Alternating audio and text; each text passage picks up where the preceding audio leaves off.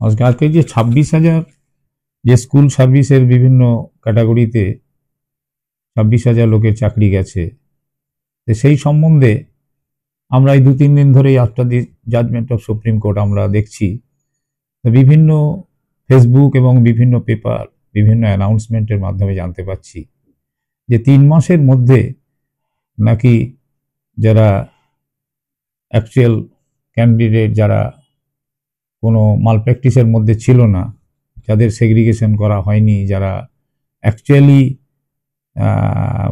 পরীক্ষা দিয়ে চাকরি পেয়েছে, তো তাদের এই সম্বন্ধে সুপ্রিম কোর্ট যে কনক্লুসিভ মানে পরিসমাপ্তি শেষে যে জাজমেন্ট দেওয়ার শেষের দিকে যেটা বলেছে দেখছি, তো তাতে প্রথম প্যারাতে যেটা বলেছে যে আমরা এইটা হাইকোর্টের যে অর্ডারটা আছে সেইটা আমরা ইন্টারফেয়ার করছি না, এবং একমাত্র যারা টেন্টেড ক্যান্ডিডেট মানে যারা 2 নম্বরই করে চাকরি পেয়েছে তাদের যে মাইনেটা নিয়েছে সেই মাইনেটা রিফান্ড দিতে হবে এবং যে স্যালারিটা তারা নিয়েছে সেটা ফেরত দিতে হবে। এবং প্যারাগ্রাফ সেটা বলা হয়েছে প্যারাগ্রাফ 45, আর প্যারাগ্রাফ 46-এ বলা হয়েছে, তাতে বলা হয়েছে যেগুলো এই ক্যান্ডিডেটের মধ্যে যারা আমরা ডিসেবল ক্যান্ডিডেট, যাদের মধ্যে ধরুন অক্ষমতা আছে, সেই ক্যান্ডিডেট একজনকেই মাত্র কনসিডার করা হয়েছে। তো সেটাকে সোমা দাস বলে একজনকে, উনি ক্যান্সার পেশেন্ট, সেইটা 48 প্যারাগ্রাফে পরিষ্কারভাবে বলা হয়েছে। এবং বাকি যারা ডিসেবল ক্যান্ডিডেট তাদের বলছে যে তারা যে যতদিন না সিলেকশন হয় ততদিন পর্যন্ত তাদের যেন মাইনেটা দেওয়া হয়।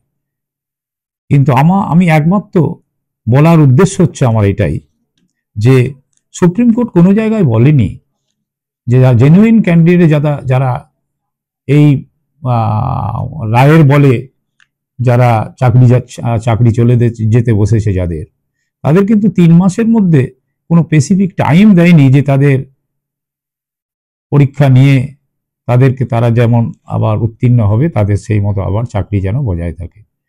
তাদের চাকরি যেদিন থেকে অর্ডার হয়েছে সেদিন থেকেই বলা হয়েছে, কারণ no candidate can be appointed once examination the result have been declared void. তাহলে যদি এই যে সিলেকশনটা ভয়েড হয়ে গেছে, মানে বাতিল হয়ে গেছে, এই বাতিলের দিন থেকেই তাদের কিন্তু চাকরিটা নেই। তারা মানে আজকের দিনে যারা জেনুইন ক্যান্ডিডেট, যারা প্রকৃত পরীক্ষা দিয়ে চাকরি পেয়েছে, তাদের একটা দুঃখের কারণ আছেই, কারণ তারা আজকে সাধারণ ক্যান্ডিডেটের মতোই তাদের সেই পরিস্থিতি চলে এসছে। এবার এটা পুরোপুরি ডিপেন্ড করছে একটা এসএসসির আন্ডারে ডিপেন্ড করছে, কারণ এসএসসি যদি বলে পরীক্ষা নেবে, সে 3 মাসেও নিতে পারে, 5 মাসেও নিতে পারে, তার কোনো স্পেসিফিক ডাইরেকশন সুপ্রিম কোর্ট দেয়নি। তাহলে টোটালি ডিপেন্ড করছে আবার এসএসসির ওপরেই। অতএব আপনারা তৈরি থাকুন, যারা প্রকৃত ক্যান্ডিডেট আজকে এই পরিস্থিতিতে পড়েছেন, তারা আবার রেডি হন যে আমরা অ্যাজ ইফ নতুন পরীক্ষা দিয়েই আমরা চাকরি পাবো। আর এবার শুধুমাত্র সুপ্রিম কোর্ট একটাই বলেছে, যারা চাকরি এতদিন করে কারো বয়স হয়েছে হয়তো 30 বছর, 33 বছর পর্যন্ত চাকরি পাবে না, কিন্তু আজকে যাদের বয়স যদি 37, 38, 40ও হয়ে যায়, তারা কিন্তু এই বয়সের ছাড়টা পাবে, এটা সুপ্রিম কোর্ট দিয়েছে। এইটুকুই আমার বলার।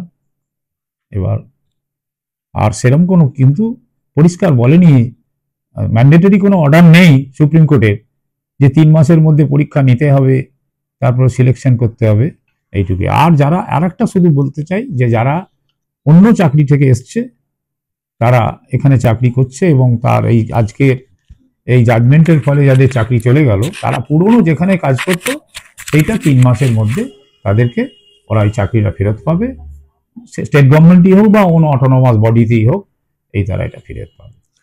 আচ্ছা স্যার, আরেকটা কথা যেটা বলছিলাম যে ধরুন যারা এই এসএসসি যে নতুন পরীক্ষা কন্ডাক্ট করবে, তাতে যারা 2016-তে পরীক্ষায় বসেছিল তারাই কেবল পরীক্ষায় বসতে পারবে, নাকি নতুনরাও পরীক্ষা 2016 সালে যারা পরীক্ষায় বসেনি, তারপরে যারা বিএড করেছে, গ্র্যাজুয়েশন করেছে, মাস্টার ডিগ্রি করেছে, তারাও পরীক্ষায় বসতে পারবে? এই সংক্রান্ত কোনো নির্দেশিকা কি সুপ্রিম কোর্ট দিয়েছে? সেটার ব্যাপারেও সুপ্রিম কোর্ট আলাদাভাবে কিছু বলেনি। সুপ্রিম কোর্ট আলাদাভাবে কিছুই বলেনি। সুপ্রিম কোর্ট 3টে জিনিস ক্লিয়ার করেছে।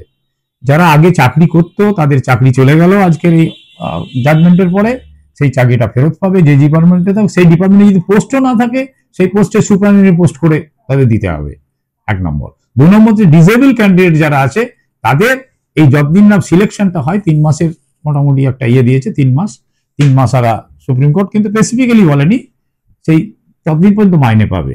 আর সোমা দাস খালি ক্যান্সারের জন্য এক্সেপশন দিয়েছে। আর বাকি যারা নিউ ক্যান্ডিডেট যারা ধরুন পরীক্ষা দেবে, নিউ দেবে কি ওল্ড দেবে, বা যারা ট্রেন ক্যান্ডিডেট ছিল যারা জালি করে চাকরি পেয়েছে তাদের জন্য স্পেসিফিক্যালি তারা সবাই বসতে পারবে। সেরকম কোনো নেই যে শুধুমাত্র যারা চাকরি করছে তারাই বসতে পারবে। মানে এটা পুরোটাই পরীক্ষায় কারা বসতে পারবে কারা বসতে পারবে না, সেটা সম্পূর্ণ নির্ভর করছে এসএসসি কি নিয়ম, রিক্রুটমেন্ট অথরিটি ডিপেন্ড করছে।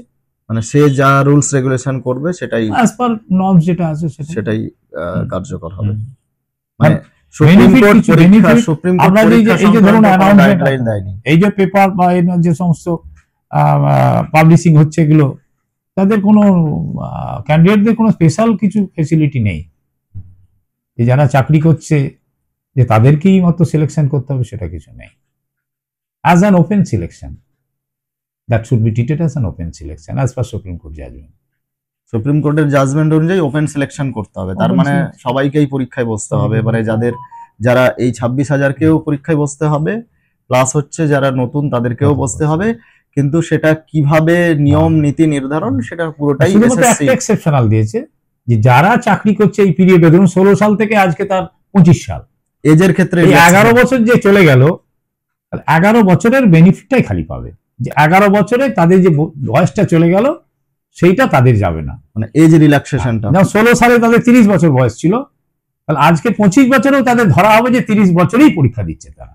তাহলে 16 সালে এরকম একটা প্রশ্ন তাহলে চলে আসছে যে 16 সালে যারা পরীক্ষার্থী ছিল, যারা ক্যান্ডিডেট ছিল, তাদের প্রত্যেককেই কি এজ রিল্যাক্সেশন দেওয়া হবে, নাকি যারা এই 16 সালে ফাইনালি পরীক্ষার পরে এসএসসি যে স্কুল সার্ভিস যে পরীক্ষা নিয়েছিল, সেই পরীক্ষায় যারা রিটিন এবং ইন্টারভিউ স্টেজ উত্তীর্ণ হয়ে যারা ফাইনালি সিলেক্টেড হয়েছিল এবং চাকরি করছিল, তাদের ক্ষেত্রে এজ রিল্যাক্সেশন দেওয়া হবে?